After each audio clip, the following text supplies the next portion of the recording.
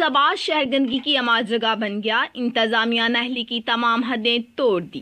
حافظ آباد شہر کی نکاسی، آب کے مین نالا سیم کی ناقص صفائی کے لیے ٹھیکیدار گندگی غلاظت کے بڑے بڑے ڈھیر نالا کے کنارے لگا کر غائب۔ بارش کے بعد گندگی غلاظت کے یہ ڈھیر دوبارہ نالا میں گرنے لگے۔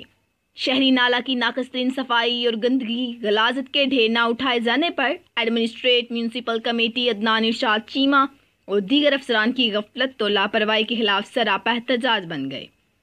شہریوں نے ایڈمنسٹریٹ عدنان ارشاد چیمہ اور کمیٹی کے دیگر افسران کے خلاف شدید احتجاج کرتے ہوئے کہا کہ سیم نالا کی صفائی کا ٹھیکہ جو سران کی ملی بھگت سے دیا گیا، ٹھیکیدار مذکورہ نالا کی ناقص ترین صفائی کے بعد غائب، جبکہ شہر مختلف شاہراہوں بجلی محلہ، میاں داد کوٹ، کولو روڈ، جلال پور روڈ پر گزشتہ کئی روز سے گندگی و غلاظت کے بڑے بڑے ڈھیر پڑے ہوئے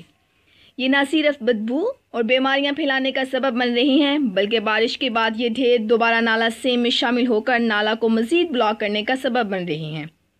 لیکن ایڈمنسٹریٹ میونسپل کمیٹی سمیت دیگر افسران کسی جانب کوئی توجہ نہیں دے رہے اور نہ ان کے کان پر کوئی جوں رینگ رہی ہے، جس کا کمیشن گجرانوالہ چیف سیکرٹری اور وزیر اعلیٰ پنجاب کو فوری نوٹس لینا چاہیے۔